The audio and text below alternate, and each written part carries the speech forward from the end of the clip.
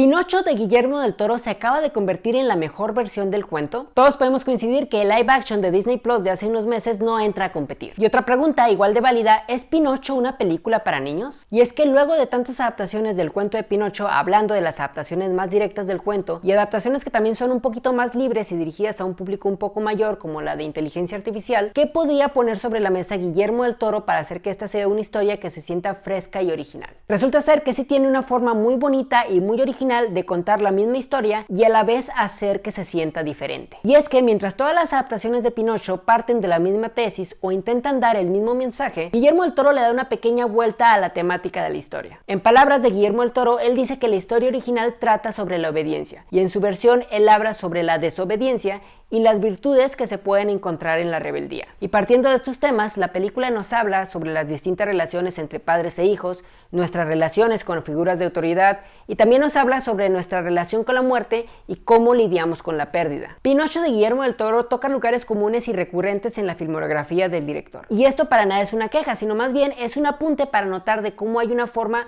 más autoral de hacer cine que le gusta al director para tocar ciertos temas en específico que son afines a él. Entonces, dicho esto, ¿cuáles son esos temas? Este es el tipo de historia en donde vemos cómo un niño tiene que dar un paso a la madurez que se les llaman coming of age, situada en un contexto de guerra contada a forma de fantasía o cuento de hadas, en donde se exploran temas como la rebeldía y la muerte. Ahora, desglosando la película de esta forma, vemos que comparte un ADN con películas como El Espinazo del Diablo o El Laberinto del Fauno, siendo Pinocho una versión más digerible y más amigable con las ideas presentables y más accesible a un público en general. Y yo creo que ahí está la genialidad de esta película, que es una historia muy conocida fusionada con temas que ya trataba mucho el director.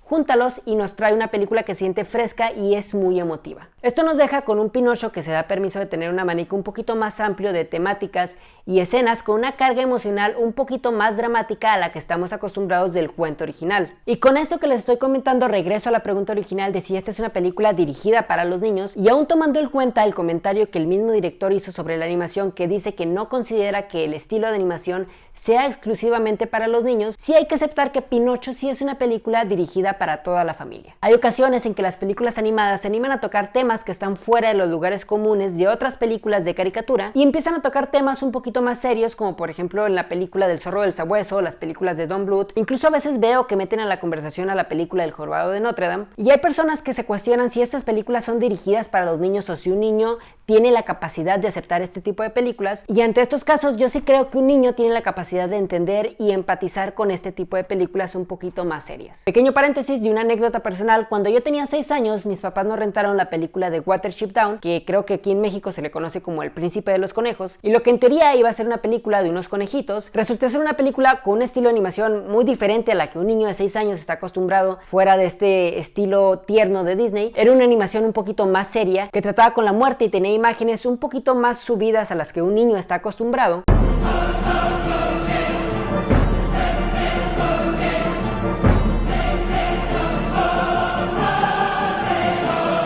Y aún así la película no tuvo ninguna repercusión negativa conmigo. Si acaso me causaba cierta preocupación lidiar con ciertas escenas, pero la experiencia general era una película como cualquiera. Y a lo que voy con esta anécdota es que los niños pueden soportar temas más serios. Y tengo que aclarar también que Watership Down no se parece en nada a Pinocho, solamente fue un ejemplo para aclarar este punto. Y ya. Fin del paréntesis. Entonces solamente queda una pregunta por responder, y es si es verdad que esta película es la versión definitiva de Pinocho y se quedó como la mejor versión de la historia. Porque hay que aclarar que aún siendo esta una muy buena película, todavía tenemos mínimo otras 2 versiones que yo considero que son 2 buenas representaciones de Pinocho. Tenemos el clásico animado de los 40s y una versión live action de los 90s. Entonces yo pienso que estas 2 películas siguen siendo 2 muy buenos referentes de adaptaciones del cuento de Pinocho. En lo personal, a mí me gustó mucho esta versión de Guillermo del Toro y yo creo que por lo menos ahorita sí es mi versión favorita. Ahora, si tú eres más afín a una versión un poquito más tierna, confortable y apapachadora como pudiera ser la versión de los 40, o te gusta más esta versión con golpes emocionales un poquito más agridulces, creo que ambas versiones son una muy buena opción. Ahora, si tú escogiste el live action de Disney Plus que salió hace algunos meses, pues sí te invitaría a ver cualquiera de estas opciones que te mencioné en el video y reconsiderar tu respuesta. En conclusión, Pinocho fácilmente va a entrar en mi lista de películas favoritas del año, y yo creo que esta es una película con la garantía de que vas a salir conmovido, y por eso le voy a dar 4 estrellas sobre 5. Me gustaría saber cuál es tu versión favorita de Pinocho, si es la de caricatura, la de las aventuras de Pinocho, la versión rara que sacó Roberto Benigni, a lo mejor ya es hasta la de inteligencia artificial. Cualquiera que sea tu respuesta, ponla en los comentarios y nos vemos hasta la próxima.